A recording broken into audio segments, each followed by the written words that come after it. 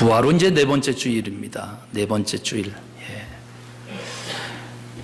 이제 부활절 쭉 지나고 나서 성령 강림 주일이 이제는 5월 20일에 이렇게 연결이 됩니다. 이 부활 쭉 우리가 살아나가면서 이제 우리의 삶의 기초가 이제 중요한 부분이 있습니다. 그래서 그 말씀을 같이 나누려고 합니다. 오늘 말씀을 보니 이렇게 되어 있습니다. 예수님께서 하신 말씀, 나더러 주님 주님 하는 사람이라고 해서 다 하늘나라에 들어가는 것이 아니다.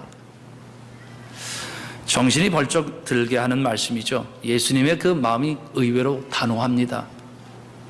더구나 그 다음 말씀은 이렇게 합니다.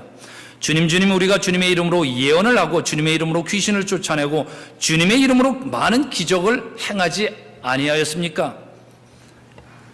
근데 예수님께서 이렇게 그들에게 대답한다는 것입니다. 그때 내가 그들에게 분명히 말할 것이다. 분명히 말할 것이다. 나는 너희를 도무지 알지 못한다.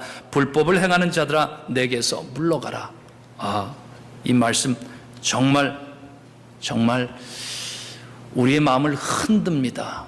저는 이 흔들리는 마음이 이럴 때 필요하다고 믿습니다. 흔들려 봐야 바로 설 줄 아는 것 아닙니까?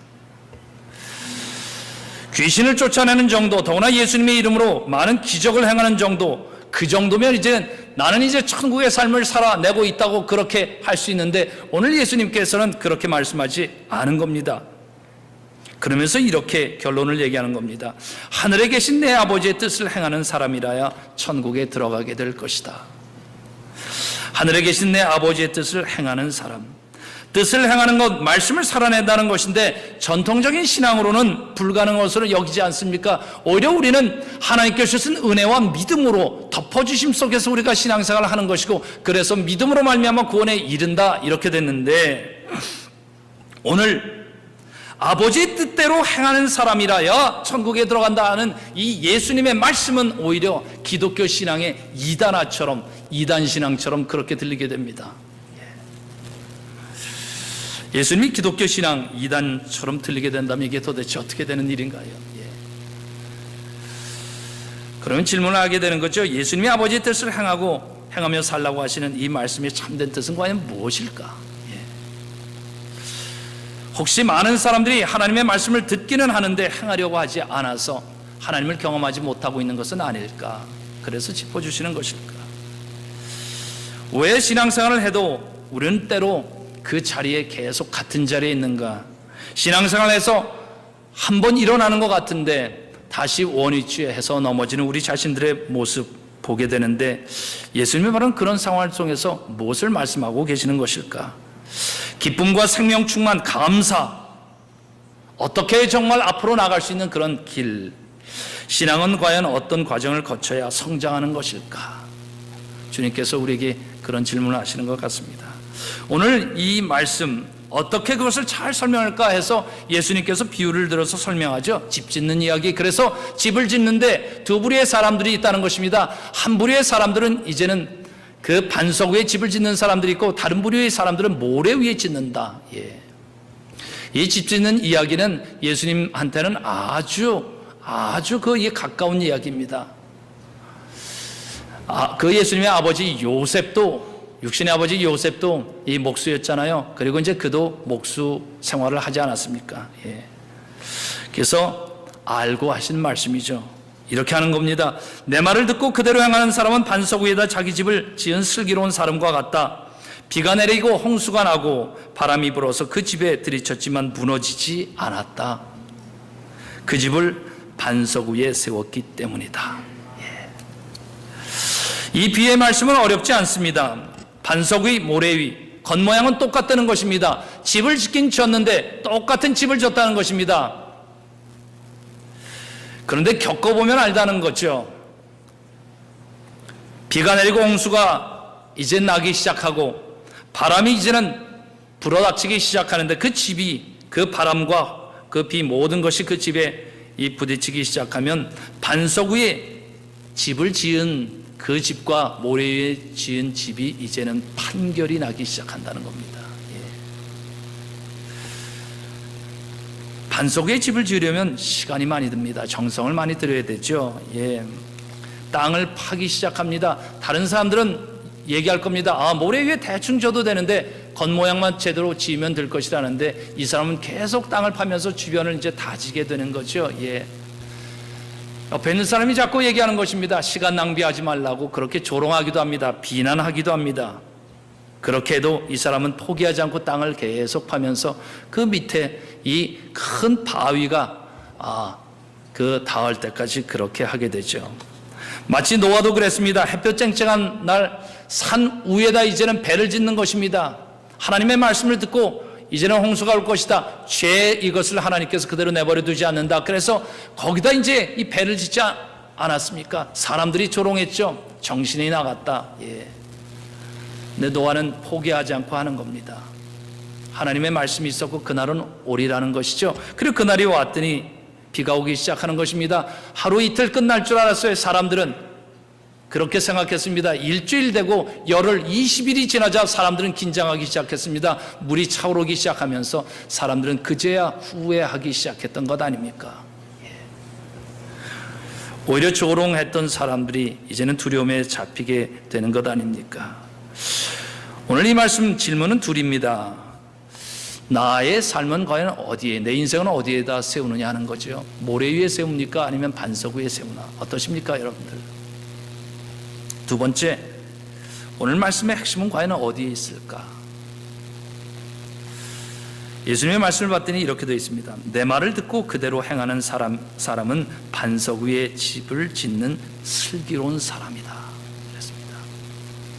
집중해야 되는 것은 내 말을 듣고 그대로 행하는 사람. 내 말을 듣고 그대로 행하면 반석 위에 집을 짓는다는 겁니다. 반석 위.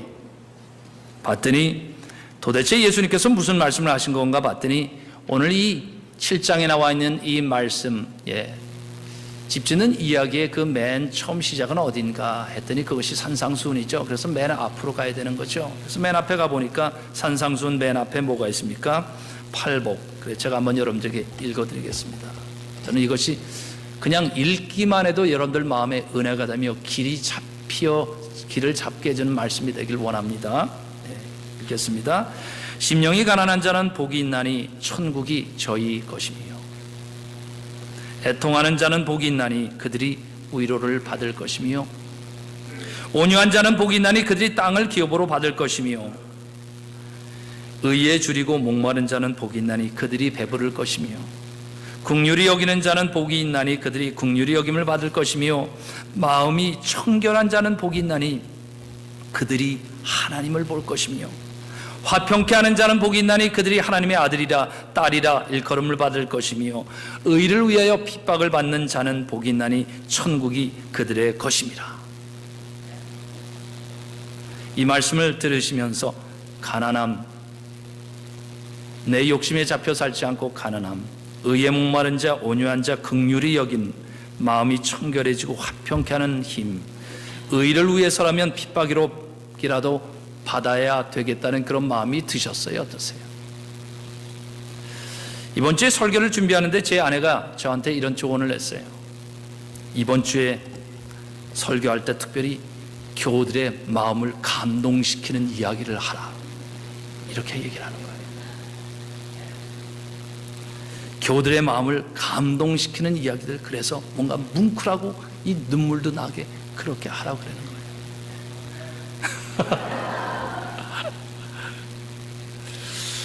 너무 부담이 되는 거예요. 그래서 감동케 하는 것들 자꾸 찾으려고 했더니 메시지가 자꾸 옆으로 빗나가는 걸 느꼈어요. 그래서 제가 하나님 앞에 다시 했습니다.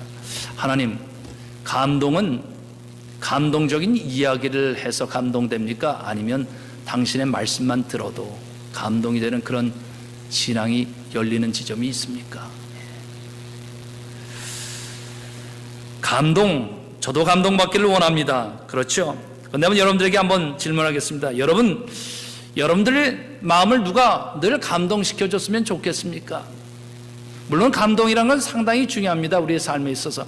우리가 영화를 보거나 아니면 이 소설, 기가 막힌 소설을 우리가 아니면 시를 읽으면서 정말 좋은 것들은 우리에게 감동을 주죠. 우여곡절 속에서 이렇게 넘어가는 것을 통해서 우리가 그것을 발견하면서 마음에 와닿는 힘이 있습니다.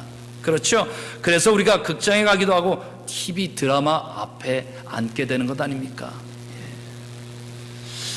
근데 생각을 하게 된 것입니다. 그러나 하나님은 과연 우리의 삶에서 어디에서 감동을 느끼게 할까?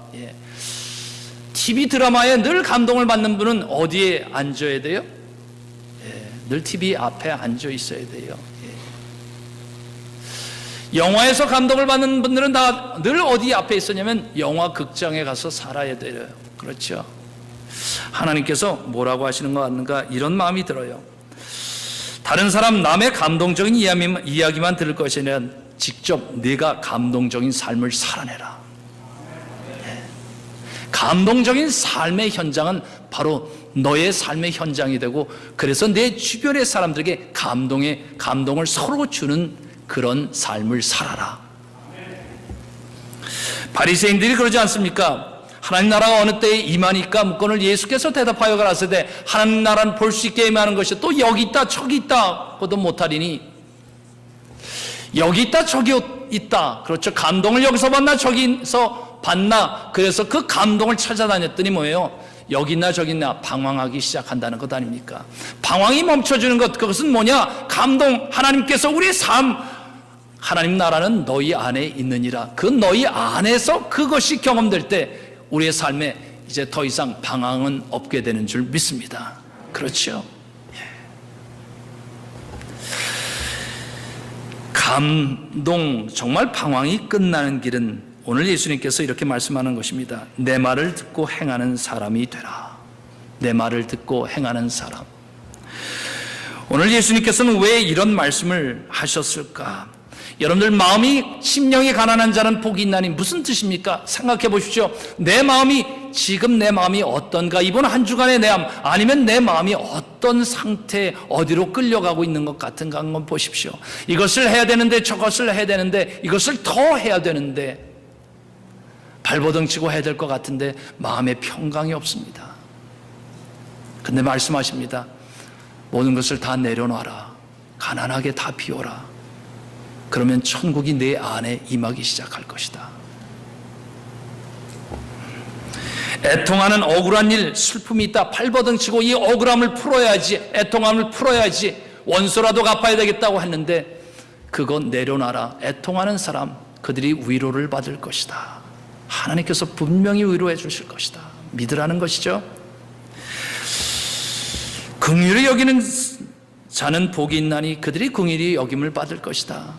다른 사람 안 됐으면 긍휼히 여기는 마음을 가져보라는 것입니다. 그러면 이상하게 그 사람이 나를 긍휼히 여기게 될 것이고, 이제 다른 사람들이 나를 긍휼히 불쌍히 여기게 될 것이라는 것이고, 하나님이 안 보인다, 그런 사람, 하나님을 볼 수 없는 자는 꽉 막혀 있다고 느껴지지 않는다, 불평만 말하지 말고, 오늘 말씀은 과연 마음이 청결한 사람은 복이 있나니 그들이 하나님을 볼 것이라 했는데, 내 마음은 청결한가? 아니면 나의 욕심에 의해서 가득 찬가? 혼돈, 다른 사람이 말하는 의심의 말들에 의해서 내 마음은 다 그렇게 가득 차 있는가? 어떤가?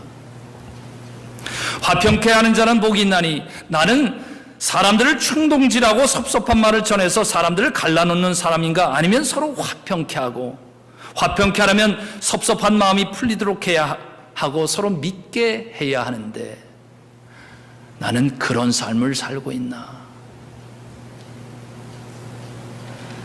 의를 위하여 핍박을 받는 자는 복이 있나니, 나는 때로 바른 것을 위해서 핍박을 받더라도 내가 물러서지 않겠다 하면서 나갈까? 아니면 말은 그렇게 했는데 위험에 처하거나 손해를 볼 것 같으면 순간 배신하고 배반하는 그런, 끊임없이 그렇게 도망치면서 사는가? 그래서 얼굴도 못 들고 그러다가 더 의를 거짓으로 말하게는 되는데 그래서 나조차도 속이면서 사는가? 저는 이렇게 믿습니다. 예수님의 말씀은 어렵지 않습니다. 우리의 모든 삶을 바로 세워나가는 데 있어서 성경 말씀은 어렵지 않다 믿습니다. 여러분들 정말 어떠세요? 오늘 산상순에서 이 반석 위에 집을 짓는 방식, 내 말을 듣고 행하는 사람, 산상순의 말씀을 들었을 때 여러분들 이것이 어렵습니까? 어떠세요? 적어도 신학교를 가야 되고 아니면 박사학위를 받아야, 그 분야의 박사를 받아야 이해될 수 있는, 그들이 설명을 해줘야 이해될 수 있는 그런 말씀인 것 같아요. 어때요? 예수님께서 이 말씀을 누구한테 하셨습니까? 갈릴리에 있는 사람들, 그들에게 얘기한 거예요. 가난한 사람들에게 있고 애통한 억울한 일을 당하는 사람들, 그들 그래서 모이던 그 사람들에게 얘기한 것 아닙니까? 그랬죠. 예. 저는 정말 믿습니다. 예수님의 말씀은 어렵지 않다. 왜 어려운지 아십니까? 딴 생각하기 때문에 어려운 겁니다. 저는 그렇게 믿어요. 어렵게 들리는 것은 늘 감동만 받으려고 하고 내 귀를 즐겁게 하고 그렇게 생각하는 사람들에게는 이 말이 재미없습니다. 재미없어요.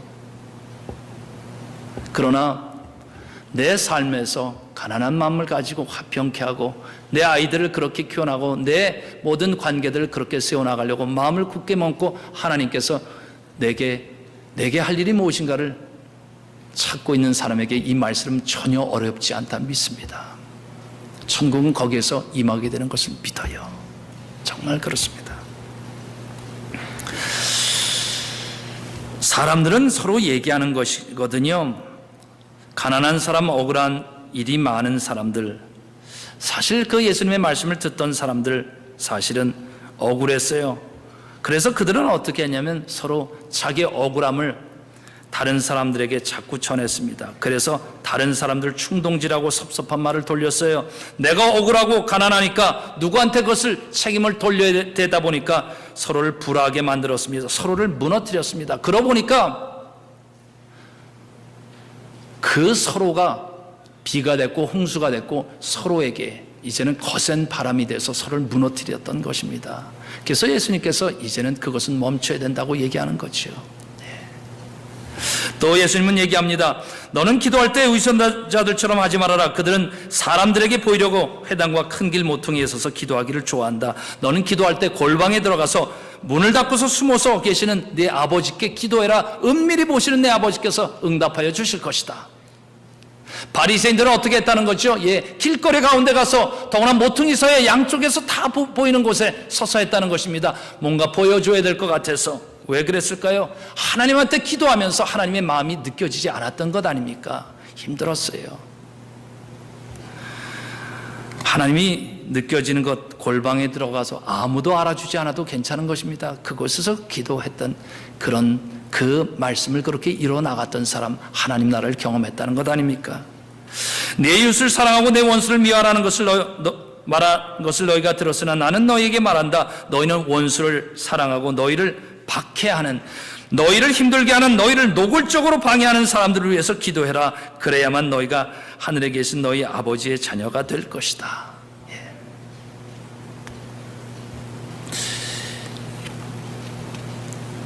원수처럼 대해주는, 나한테 하는 사람들, 그걸 잘 대해주는 거 쉽지 않죠. 근데 이 말씀을 해보라는 것입니다. 내 말을 듣고 행하는 사람이라야 왜 자꾸 이렇게 말씀하셨을까? 여러분들 원수를 사랑할 수 있어요? 어때요, 여러분들? 잘 안 되잖아요. 그래도 내 말을 듣고 행해 보라는 것입니다. 어떤 일이 일어나나 포기하지 않고 해보라는 거예요. 전 믿습니다.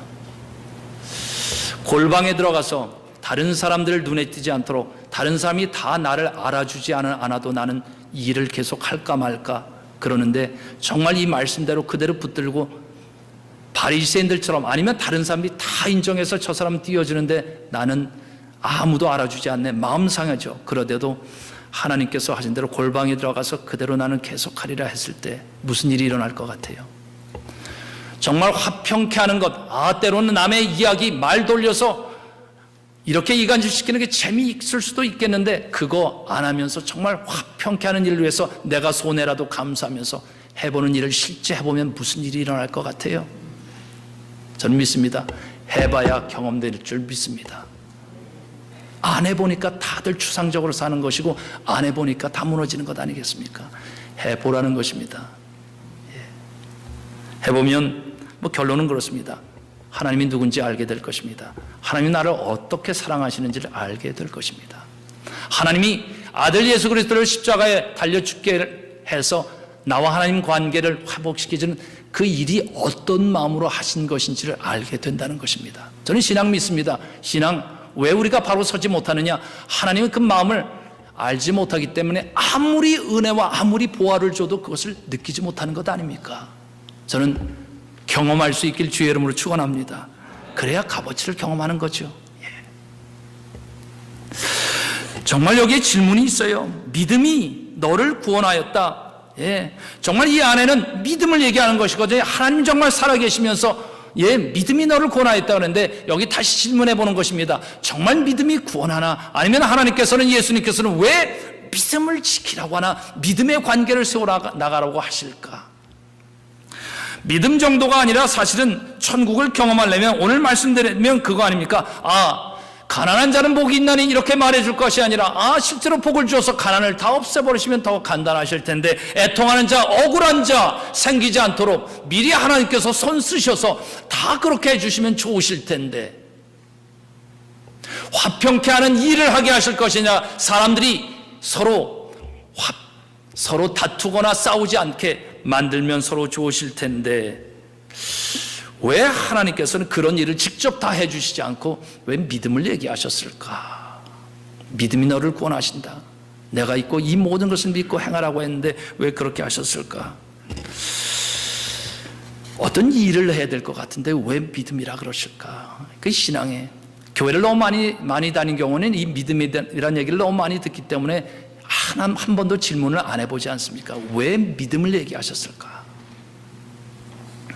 사단이 무슨 일을 하는지 보면 쉽게 알 수 있습니다. 사단은 어떤 존재입니까?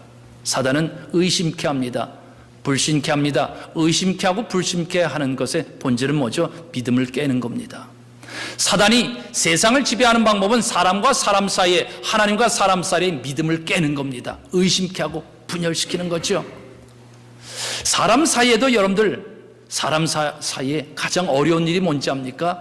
의심케 하고 분열케 해서 서로 믿지 못하게 하면 지옥불에 떨어지기 전에 지옥은 거기 있습니다. 그게 힘든 거예요. 그래서 예수님께서 내 믿음이 너를 구원하였다 그랬을 때 그 믿음, 하나님 아버지도 아들 예수를 믿습니다. 아들 예수도 아버지를 믿습니다. 아버지의 뜻대로 내가 하겠습니다. 성령이 오셔서 성령이 딴 말하지 않습니다. 아버지를 아버지라 부르게 하고 예수 그리스도의 그 말씀을 다 기억하게 하십니다. 이거의 핵심도 믿음입니다. 한번 제가 여러분들에게 물어보겠습니다. 제가 여기 서서 이렇게 설교하고 있잖아요. 제가 왜 설교할 수 있는지 아세요? 믿기 때문에 그런 거예요. 여러분들이 제 얘기를 들을 것이라는 그것을 제가 믿기 때문에 하는 거예요. 그렇잖아요. 여러분들이 전혀 안 들을 것이라면 제가 왜 시간 낭비하겠어요? 그렇죠? 또 두 번째 이유도 있죠. 때로 좋을 수도 있고 안 들을 수도 있고 딴 생각할 수도 있다. 그래도 제가 왜 설교하죠?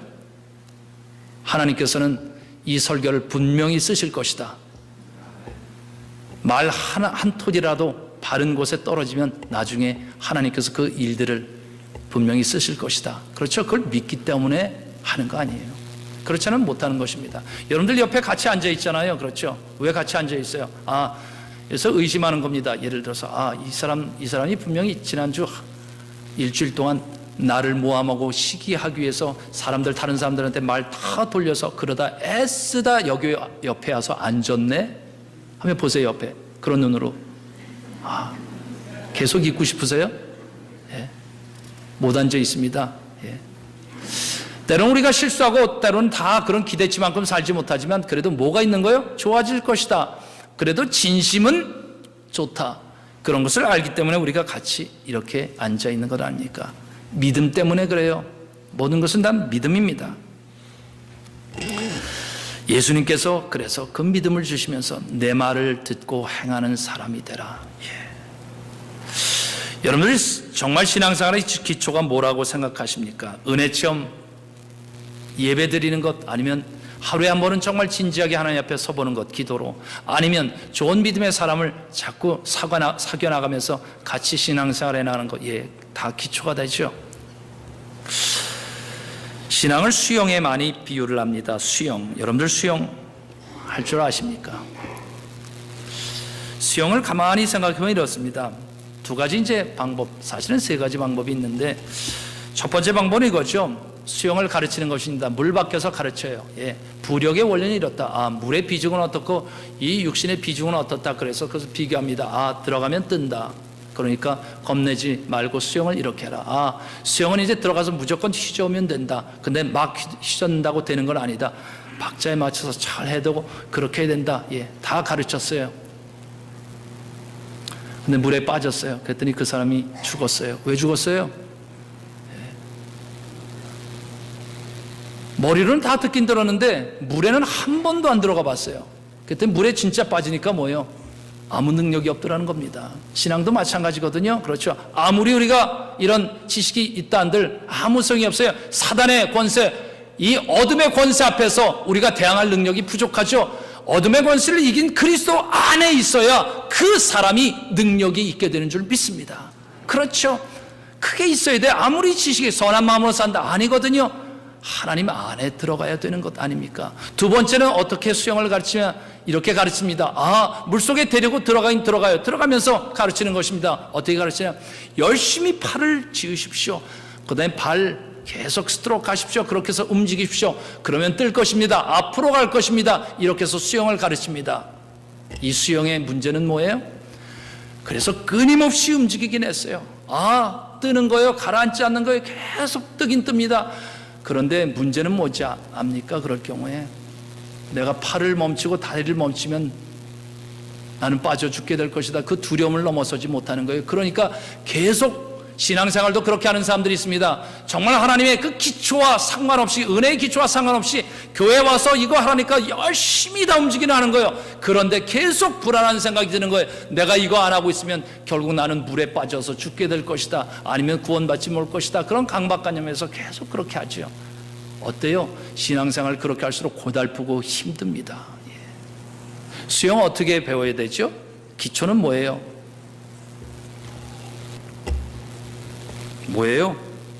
물에 뜰 줄 알아야 되잖아요. 그런 것부터 시작하잖아요. 물에 뜬다는 건 뭐예요? 몸을 물에 온전히 맡기는 것. 그거예요. 저는 신앙생활 모든 기초 은혜는 뭐냐? 내 자신을 온전히 거기에 맡기는 겁니다. 나 자신을 내려놓는 것이거든요. 그럼 뭐예요? 물에 기대었더니 이상하게 뜨기 시작하는 거예요. 그리고 나서 움직이기 시작하는 거예요. 그랬더니 이제는 즐거움이 느껴지는 거예요. 제가 사해에 가서 정말 테스트 해보고 싶었어요. 사해 이스라엘 가서 수영복 다 가져갔잖아요. 진짜 테스트 했습니다. 빠져봐야지. 자꾸 물속으로 들어가는데 안 빠지는 거예요. 자꾸 뜨는 거예요. 정말 이상하더라고요. 가라앉아야지 하고 딱 가라앉는데 이상하게 가라앉으려고 할수록 더 뜨는 거예요. 여긴 물에 빠져 죽을래도 죽을 수가 없겠구나. 물론 이제 코 박으면 죽겠지만 정말 아무리 더 강하게 빠지려고 했더니 더 뜨는 거예요. 이게 뭔지 아십니까? 온전히 맡겨서 하나님의 은혜한테 다 빠져야 되겠다니 하나님은 우리를 온전히 들어세우는 줄 믿습니다. 그렇죠? 그게 이제 좋아지는 거예요. 신앙생활이 왜 즐거움이 없느냐? 내가 왜 이렇게 저렇게 그 말씀을 행하고 말씀을 듣고 행하라 그러는데 왜 이것이 짜증이 나지? 하나님께 맡기지 않기 때문에 그런 겁니다. 내 말을 듣고 행하는 사람, 정말 예수님께서 우리가 그 은혜 하나님께 다 기대는 마음으로 하면 그 행함과 그 이루어지는 것이 정말 하나님의 그 은혜 부력을 느끼듯이 온전히 그 역사가 일어날 것을 믿습니다. 그렇죠. 예수님이 강조하는 건 뭐냐? 내 말을 듣고 그대로 행하는 사람, 반석 위에 집을 지은 사람. 비가 내리고 홍수가 나고 바람이 불어서 그 집에 들이쳤지만 무너지지 않았다. 예수님께서 말씀하시는 것, 비가 나고 홍수고 바람 안 내리고 안 불었으면 좋겠지만 비가 오기 시작하고 홍수가 나고 바람은 분다는 것입니다. 물론 지금 이 이유는 다 왜 하나님은 그 정도까지 하지 않으셨을까? 그거는 지금 다 말씀드릴 수 없습니다. 훈련, 제자훈련이 이런 데서 다 말씀하죠. 어쨌든 비는 내린다, 홍수는 난다, 바람은 분다는 것입니다. 그러면 어떻게 되느냐? 무너지지 않는 길이 있는데 그건 뭐냐? 반석 위에 서는 내 말을 듣고 행하면 그렇게 되리라는 것입니다. 기초를 다져야 한다. 기초가 되는 과정을 반드시 거쳐야 되고 안 되면 다시 기초로 돌아가서 거쳐야 되는 것. 저는 신앙생활이 그랬으면 좋겠습니다. 그래서 성장할 뿐만 아니라 신앙생활이 기쁘고 즐겁고 소망을 주는 일들, 힘든 일이 아니라 소망을 주고 좋은 일이라는 것, 그걸 자꾸 경험하는 일, 그래야 세상을 변화시키는 교회의 능력이 있게 될 걸 믿습니다. 신앙생활의 기초, 여러분들 마음속에 여러 가지 많을 것입니다. 교회에서 하는 것이 많습니다. 은혜동산도 하고 제자훈련도 하고 어떤 질문이라도 가져와서 다 하십시오 했는데 제가 보면 그래요. 정말 관심 있는 사람들 와서 그 일을 하는데 그렇지 않는 분들도 많습니다. 그러면서 얘기해요. 이상하게 신앙생활이 잘 안 된다고 얘기해요. 기회는 모든 곳에 다 있어요. 다 있습니다. 우리가 말씀을 듣고 행하는 사람이라야 이번 한 주 저는 여러분들이 하나님 안에서 말씀을 듣고 행하는 사람이 되시길 주의 이름으로 축원합니다. 듣고도 행하지 않는 사람을 예수님은 이렇게 말했습니다. 그는 어리석은 자다. 그는 어리석은 자다. 기도하겠습니다.